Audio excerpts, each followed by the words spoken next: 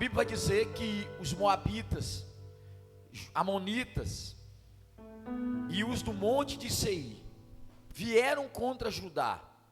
Eles vieram repentinamente, eles vieram sem fazer alvoroço, eles vieram sem avisar que viriam. Não tinha motivo para ter guerra, não tinha motivo para ter problema, não tinha motivo para ter um embate naquele momento. Ninguém sabia por que os amonitas, ninguém sabia por que os moabitas queriam invadir Judá. Parecia algo realmente assim, não parecia, mas era algo que o inimigo tinha plantado no coração deles para vir tirar a paz de Judá, para tirar a nossa paz. Então às vezes nós temos alguns momentos em que a gente não entende o porquê, o porquê e o para quê. Eu não sei se você vive essas questões, mas eu às vezes me pergunto por quê. Em momentos de guerra, irmão Robson, a gente fez essa pergunta assim: Deus, por quê? Evangelista Juliano, tem momentos eu tenho certeza que você fala: Deus, o porquê e o para quê? Tem momentos que a gente fica sem entender as coisas, tem momentos que a gente fica buscando respostas, e a gente começa a ver que o inimigo ele usa algumas táticas, ele usa algumas coisas que ao passar do tempo ele vai se aprimorando.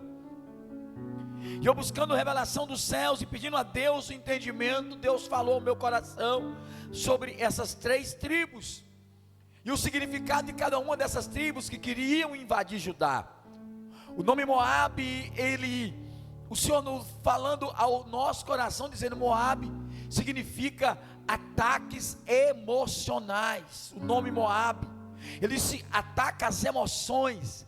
Então quando a tribo se levanta para tomar um território, a primeira coisa que ele ataca são as nossas emoções. Quando o nosso inimigo se levanta contra a nossa vida, a primeira coisa que ele faz conosco é atacar a nossa emoção, é atacar o nosso psique, atacar a nossa mente. Para quê? Para que a gente venha se sentir o pior dos piores, para que a gente venha achar que a gente não é capaz, para que a gente venha achar que não tem jeito. Aí o inimigo começa a dizer na nossa mente: olha, realmente vocês não dão para isso, você não serve para aquilo, você vai fazer isso de novo. O inimigo vem e diz assim: você vai começar um relacionamento de novo, não deu certo aquela vez, não deu certo a outra, e para que isso? Então ele vem atacar o nosso emocional. Não é à toa que quando Paulo escrevendo aos Efésios, Paulo então começa a falar sobre a armadura, e ele disse: olha, coloca na tua cabeça um capacete, para que esse capacete sirva de proteção. Ele não estava falando apenas de um capacete contra dardos, contra lança, mas ele estava falando: proteja as suas emoções, Fábio, proteja o que a tua mente alimenta, porque aquilo que a nossa mente alimenta ganha vida, aquilo que a nossa mente alimenta, ele cresce. A mente é como uma musculatura, e aquilo que nós vamos alimentando vai crescendo dentro de nós. Quando a gente olha e diz assim: eu nunca serei feliz, eu nunca vou conseguir algo, realmente nunca você será feliz, você nunca vai conseguir algo. Então Moabe, primeira coisa que ele vem contra Judá, ele vem atacando a mente de Judá, ele vem atacando a mente do rei Josafá. Mais à frente eu vou explicar isso, mas ele vem e ataca a mente, que Josafá começa a ter medo. No verso de número 3, se você puder colocar aqui na frente, no verso 3 do capítulo 20, vai dizer que ele teve o que? Ele teve medo, ele ficou literalmente apavorado, quando ele ficou sabendo, né, das artimanhas que o povo de Moabe estava. No capítulo 20, o verso 3, vai dizer que Josafá teve medo. O medo vem para quê? Para nos paralisar. O medo vem para quê? Para não nos deixar romper. O medo vem para quê? Para nos fazer estacionar, não sair do lugar, não arriscar nada, não querer nada. Mas Deus me trouxe aqui nessa noite, te trouxe aqui nessa noite para dizer que o teu território, que o teu Judá espiritual está protegido pelas mãos do Deus poderoso de Israel. Coloca a mão sobre a tua cabeça e diga assim: as minhas emoções estão protegidas pelo próprio Deus. Digo: as minhas emoções, quem controlam não é a terra, mas é o céu.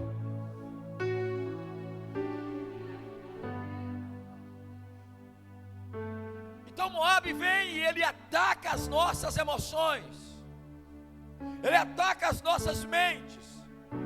Lembram quando pastor João, quando são enviados 12 espias, Moisés envia 12 espias a espiar a terra, 10 voltam depois de 40 dias dizendo assim: os monstros que estão lá, os gigantes, são tão grandes que nós nos sentimos como gafanhotos. Olha, presta atenção, olha o poder, Yasmin, da mente do cara. Ele volta dizendo: nós somos tão pequenos diante dele que nós nos sentimos gafanhoto. Eles não eram gafanhoto, ele era um povo da promessa. Tem muita gente que o diabo ataca a mente, ele começa a achar que é tudo menos o que ele é realmente. Eu vou dizer para você quem você é. Você é a menina dos olhos de Deus. Eu vou repetir: você é o melhor que o céu já formou até hoje. Você é o melhor da criação de Deus. Você é tudo aquilo que Deus diz que nós somos. Quando Deus forma as águas, ele disse: água venha, brota. Mares criam, terra produza. Quando ele fez o homem, ele chama a Trindade, o Pai, o Filho, o Espírito Santo, e ele diz: façamos o homem a nossa imagem, a nossa semelhança. Façamos algo para viver na terra, mas que tenha o DNA dos céus.